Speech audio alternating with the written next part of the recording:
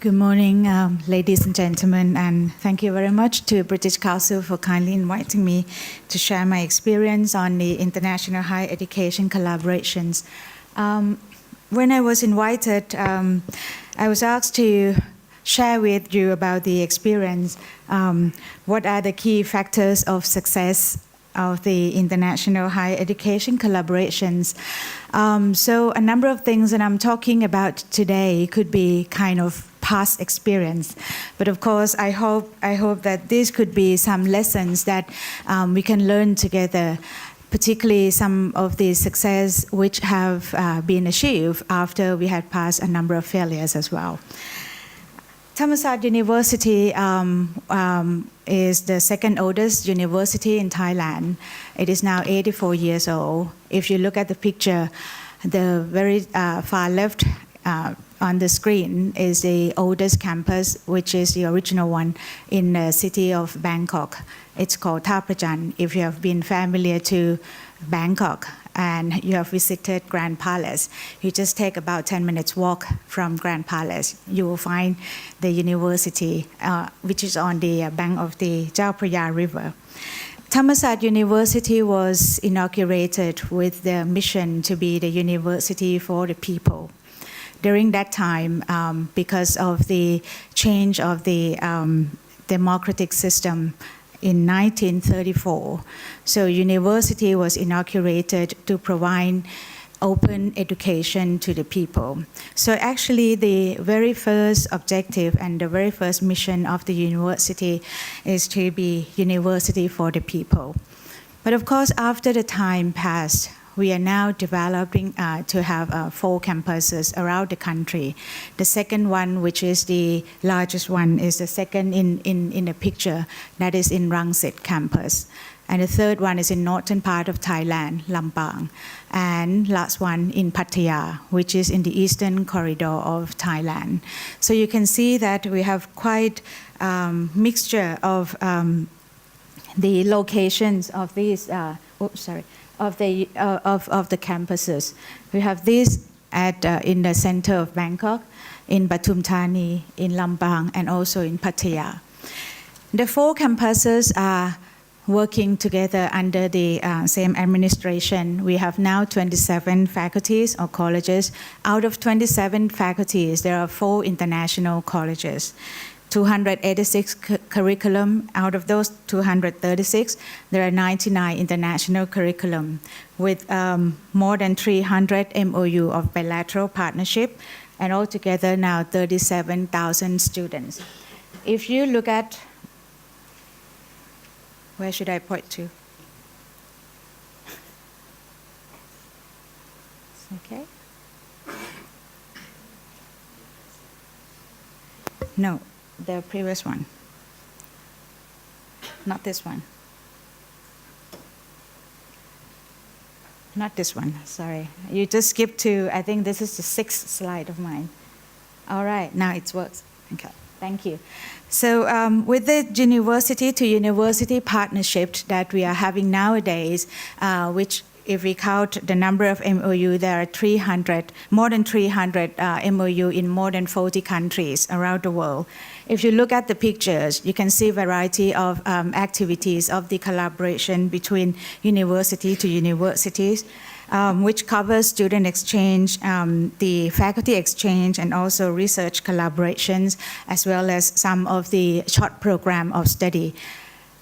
If we look at the history or the development of the international higher education collaboration at Thammasat University, I'd like to go to this slide very briefly, because we actually started date back to 1969 when we had received very generous assistance from Rockefeller Foundation in 1969, which kindly gave us assistance to developing the faculty members of Faculty of Economics.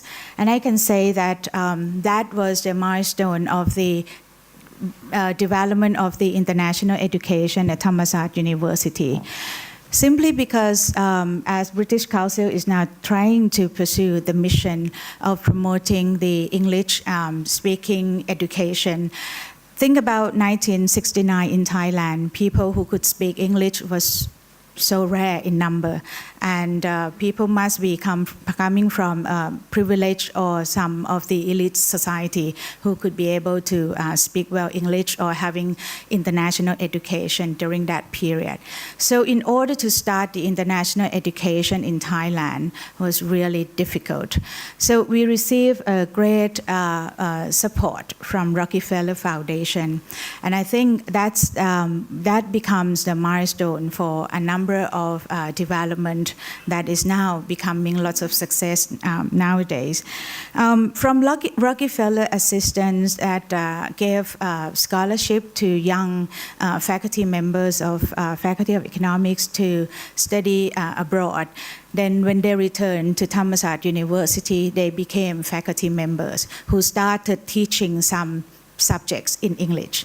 And that was the beginning that although we didn't have any program fully taught in English, some subjects were taught in English. And so then we developed gradually from having some courses to the full degree. Then in 1993, the full degree of economics and Bachelor of Business Administration were developed. Then students could have the Bachelor of Economics and BBA in international program. That means all subjects are taught in English. That was 1993. And altogether with the subjects or the curriculum that were available in English, we also had a number of area studies, particularly in, for example, Institute of East Asia Studies, ASEAN Studies, Russia and CIS Studies, Australia Studies, or even Indian Studies. So these studies center were the very supportive mechanism to education at the bachelor level at that time. And also master degree and PhD degree were developed in following the bachelor degree in which were conducted in English at that time. So we had the integration of teaching and research, which were comprehensive at the different faculties. And then in 1996, Faculty of Engineering was the first one who was successfully started the double degree program with University of Nottingham.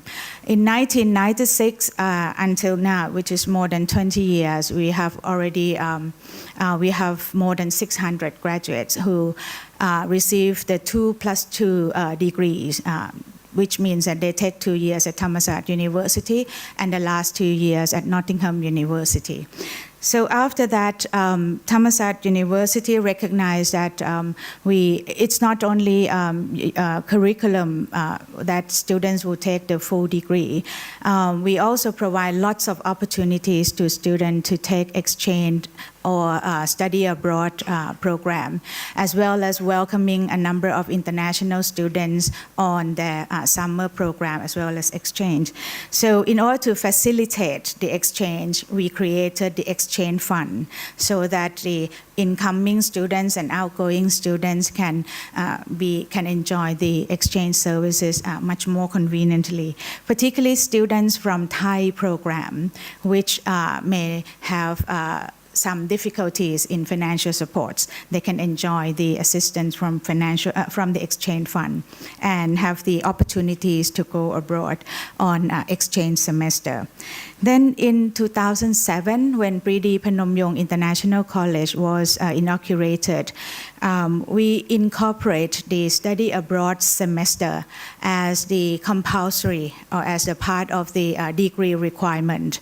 So students who take Indian studies, for example, at Pridi Phnom International College, Thai studies, Chinese studies, whatever of the international studies here, have to spend at least 1 semester abroad so that they can earn a degree, which means that we need to develop a number of collaborations with many universities around the world so that students will have a variety of choices as well. Then scholarships and other mechanisms were developed and provided in order to support students as well as faculty members to enjoy international education.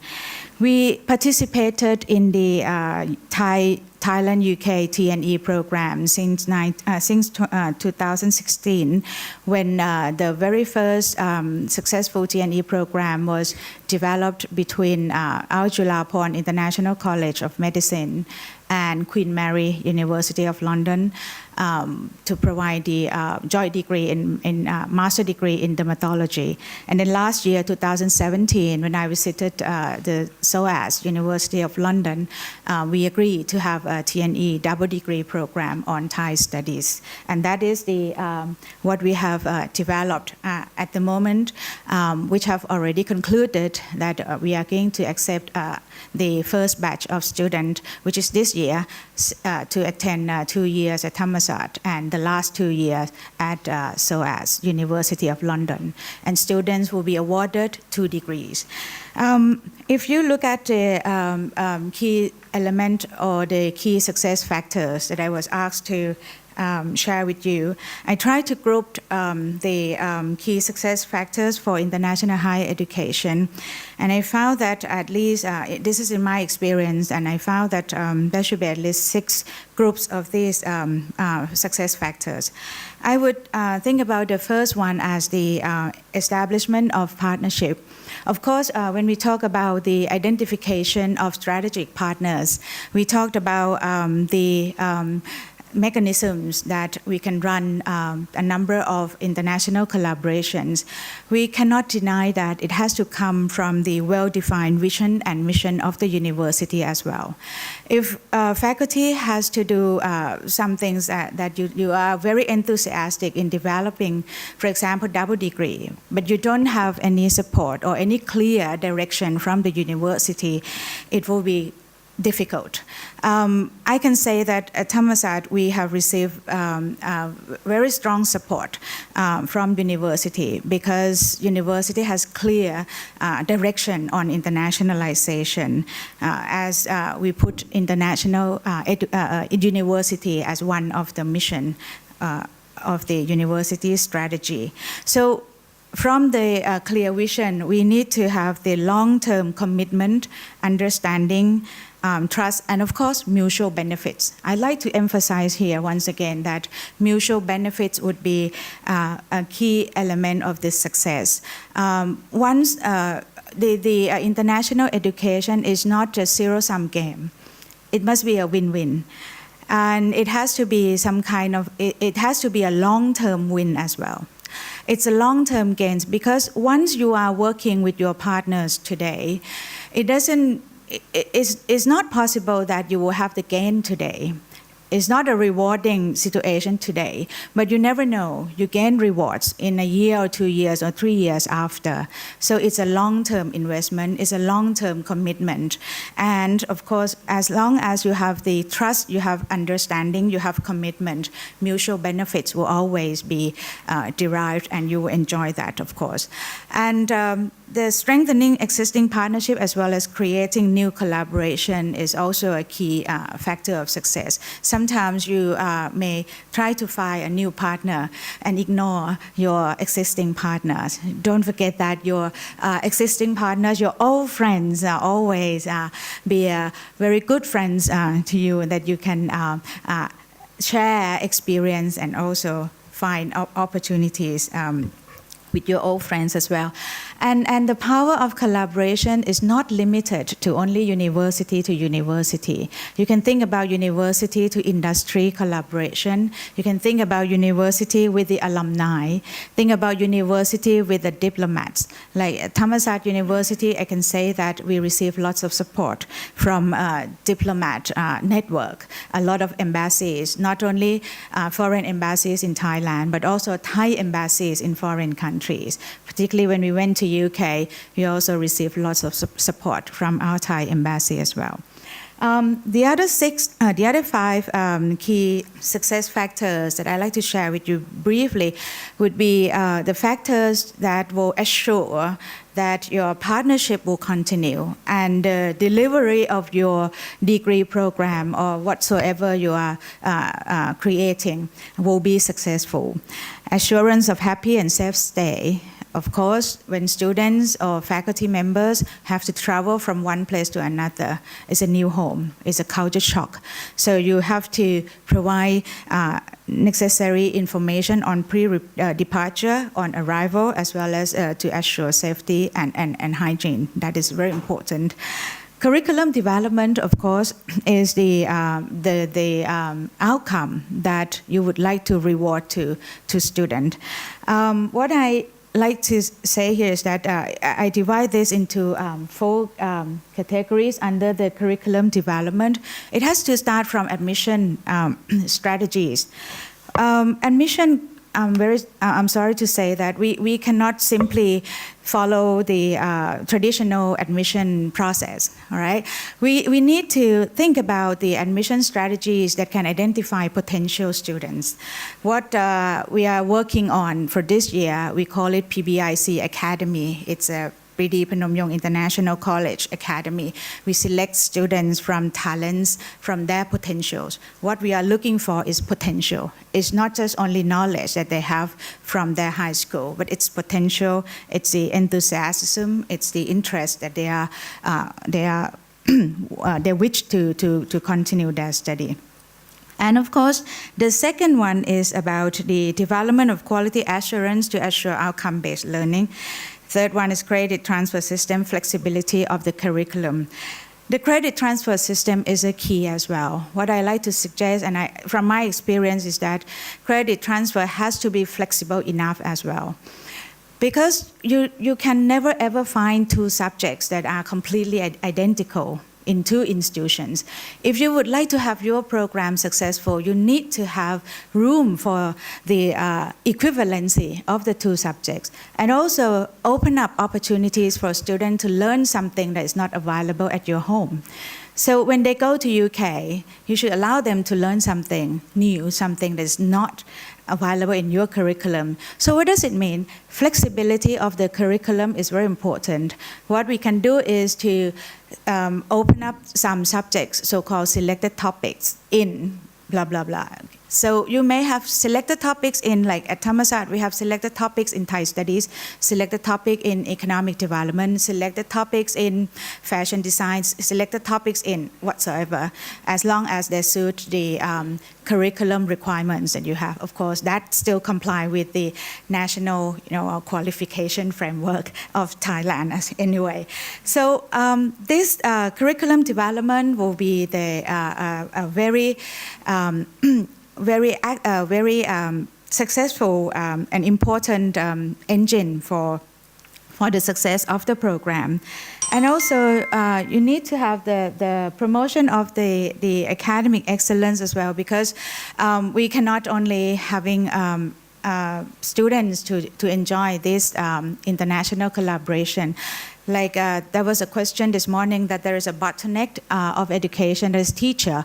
And what I can say is that at PBIC, which we had experiment for a year, is that we try to have design the ecosystem for professors, faculty members, visiting scholars to have more interaction.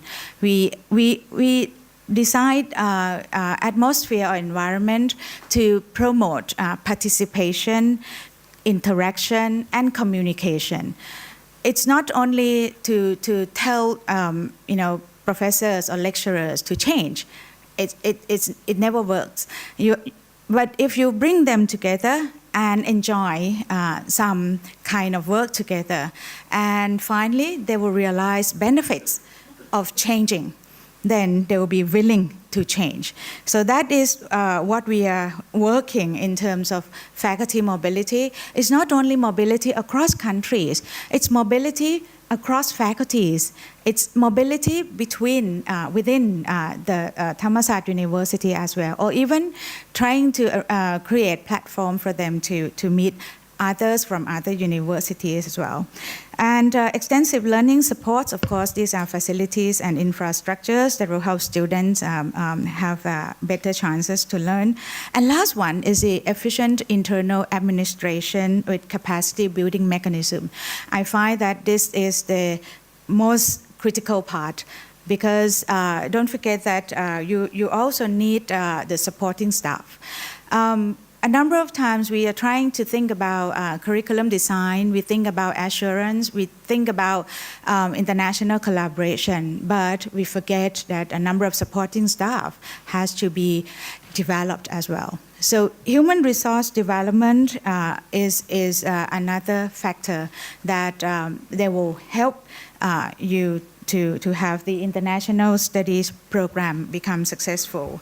So it could be any double degree exchange or study abroad. All of them will be subject to the credit transfer, which I already explained that credit transfer has to come from the course equivalencies. And I'm sure that there are many international agencies that are trying to work on the equivalency of the grades or of the credit transfer. At Pridi Phnom Yong International College, that we have developed the double degree program with SOAS, that School of Oriental and South African Studies in the University of London. We have the core competency that we are looking at, so that we can bring out the maximum mutual benefits from our curriculum. And we also have extensive public-private partnership, and faculty members are having high capacity in research in specialized areas. This is what we are having strength to offer to SOAS as well. So based on our degree program, look at the degree program that students have to complete 129 credits. Of course, this is the basic framework that is regulated by the TQF, and that every university have to follow. Thammasat has general basic course of 30 credits that we have designed the so-called basic courses, or TU, Thammasat University courses, so that we can provide them with skills and necessary knowledge to become grades. We call it grades, GREATS, which means global mindset, responsibility, having eloquence, having art appreciation, team work, and spirits of Thammasat. That is the basic quality of Thammasat graduates. And that can be done through the general basic courses. Now, when they come to the faculty level, they take interdisciplinary core courses in the international studies, thematic courses, minor electives, internship, and 1 semester abroad, which is compulsory. And at Pridi Phnom Yong International College is offering 3 programs: Thai studies, Chinese, and Indian studies. For the Thai studies that we are working with SOAS, the program is basically interdisciplinary study with thematic courses on economic development, politics, business opportunities, society, contemporary issues, language and culture in Thailand, and also relations to the world.